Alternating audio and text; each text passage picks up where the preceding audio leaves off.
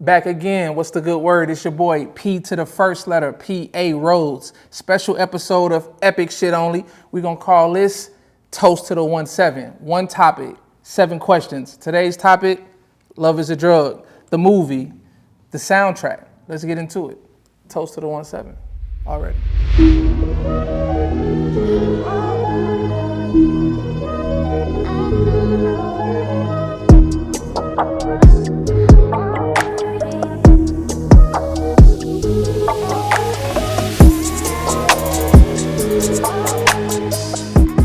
Question 1, where did the name Love is a Drug come from and the whole concept? I would say it came from, this is going to be a very simple first answer of it. Simple part is I wanted something, me and the team, that had an O in it, like the RHO and RHO. I'm like, we got to have an O in it. And so we had all these different names. It was this close to being a project called Progress Over Perfection, actually. But I kind of thought about how I got all these love songs and I want to kind of tell a story. So then we started like, instead of just doing some songs, let's do like a fucking film, right? So we did a short film and it just kept evolving. And I remember in one of my other podcasts, I talked about how, too much of anything could kill you. People think of addictions, they think of like drugs, gambling, shit like that. But it's like, even love would kill you.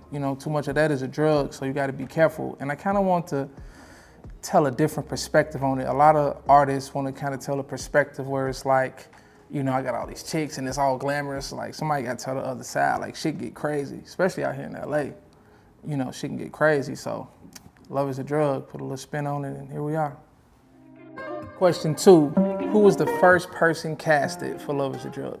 The first person casted was Ebonique for sure. Shout out Ebonique. Very professional. She got acting background already. We just vibed on camera real dope.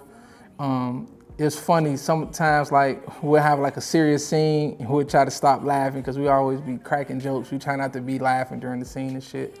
When she put on that red hair shit, I was like, oh yeah, we own to something right there. Shout out Saray Marie, best hairstylist in LA. Put the red hair on her. Yeah, man, shout out Ebonique. We hit it off instantly and the story just kind of grew from there. Question 3, what was one of the most memorable scenes from Love is a Drug? Memorable. So for this, I would say definitely the dancing scene with London. So this is important because this is how me and London Alexis, shout out London, actually started working together. So it's crazy, we was this close. Y'all was this close to not even getting no music from RHOtv in London because I don't even know if she knows this story. So we actually had someone else casted to play London's part, and like the day of or night before they had to cancel, they got sick or something happened. And so we got London, and I kind of vaguely knew of London, like she came to like one of my birthday parties before, just like on some LA circle shit, I believe, like, we'd be bumping shoulders. I was like, yeah, that's how London do it. And so when she came, it was perfect. And also what I thought was dope, so the scene I'm referring to is when I'm on the couch and she's sitting there dancing. And up to that point, we've been focusing a lot on like, I would say acting shit. But this is the first time we had music playing and she was dancing all sexy and provocative and shit. And I was like, wait a minute. You should be an artist. Do you do music? Like, this scene got me thinking like you can really sell like the artist vibe. And she was like, man, it's crazy you asked because, I've been wanting to get into it more, just been looking for a producer or whatever. And ever since then, I was like, shit, let's do one song and see how it go. We did a song. She killed it in the first take and a star was born. Shout out London Alexis. Question 4. What was the scene that makes you laugh the most? So, not just me, but all of us, right? Shout out my boy Fresco Santana. Not only is he a dope artist, but, my boy got the acting shit and he funny. And that's probably because it's like my brother in real life. We just be cracking jokes and shit anyway. But the scene towards the end, I don't want to give it away, but something happened and I'm pissed off because I got all this money missing. I got how much money? Like $1 million missing. And I'm throwing money around. I'm mad as hell. And he just like damn near cracking the joke. He just throwing money. I think he say, damn, gang, we only got like $300 left. We can't even hire the shooters. Some shit like that. But just the way he said it was so opposite of my emotion. And that's how he wanted to sell it. Like, I'm going to be angry. You kind of be nonchalant. And every time we watch that scene back in playback, we laugh at that. And we also laugh when he kind of like over me. I get drugged and passed out. And he's like over me, kind of like Smokey and Ice Cube and Friday, like, wake up, wake up. And, you know, that scene, it looks dope on camera. But overall, Fresco brings a certain amount of not just sauce and swag, but a little comic relief, because he's funny and trying to lighten up what would have been dark film. So shout out Fresco. Question 5. What was a surprise or last minute addition? Okay, so I wasn't gonna share this at first. So something that we came up with at the last minute was actually Chizuko's role in the film. I needed something that was gonna tie the whole film back together, like a narration. So I was like, why don't we have Chizuko play my therapist and I'm telling her the story, because it's so many different time lapse. Like sometimes we start at the beginning, at the current, or in the future. It's like we telling the story, but like I need a scene that's consistently just telling you the narration of the film. So shout out the homegirl Chizuko. Also, besides being a dope musician, is also a dope actress.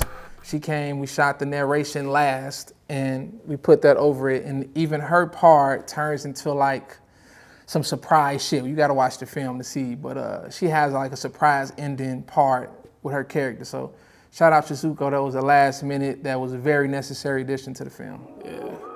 Question 6, what was your favorite location? So to shoot, my favorite location, and this kind of speaks on how long we've been shooting this film. We've been shooting this film for over a year. We kind of was taking our time, and in the middle of shooting, we dropped other songs and other records. We didn't want to rush it, because a lot of this shit that come out today is very rushed, and people just giving you whatever. We're not gonna do that shit.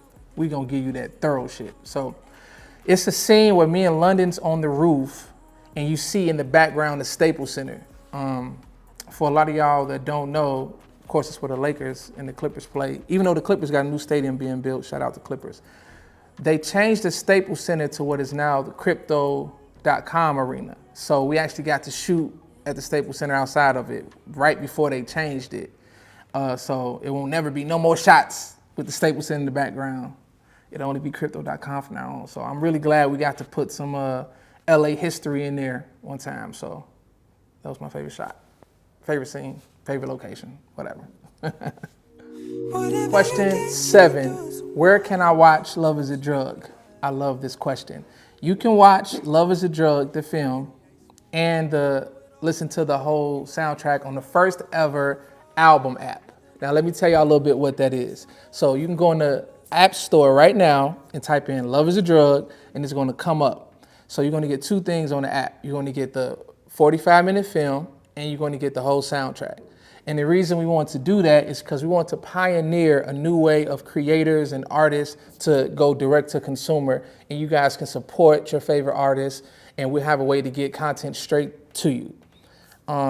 So once you download it, you get all that content, and you also be able to get notifications from us. We're probably gonna drop some bonus tracks on there, and you know, you'll be surprised how many people just looking for ways to support their favorite artists. They just don't have a way. They think streaming is really supporting, but streaming is just really a way for y'all to hear what we're doing and see it. But if you really want to support, there's other platforms that make like 200 million a year still selling MP3s and emails. And it's really just about people. I just want to support you. If you give me away, I'll buy a shirt, I'll buy a project, but they don't have a way to buy it because the streaming is, you know, damn near free.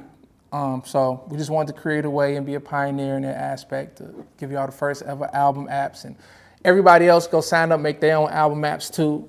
And that's it, album apps, that's the way. It's a drill. It's a drill. I'm looking for. So for now, that's it. Special edition of ESO, toast to the 1-7. And in case you didn't know, if I didn't mention it already, the reason I do the 1-7 is you will see on a lot of our stuff, you know, even on the jacket, let me see where it's at. 1-7 right there.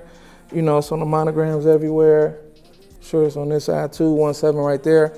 1-7 or 17 is Greek for row, the brand. So we just figured we start giving y'all straight to the point facts about certain things. One topic, 7 questions. Until next time, go check out Love is a Drug in the App Store right now. Peace to the first.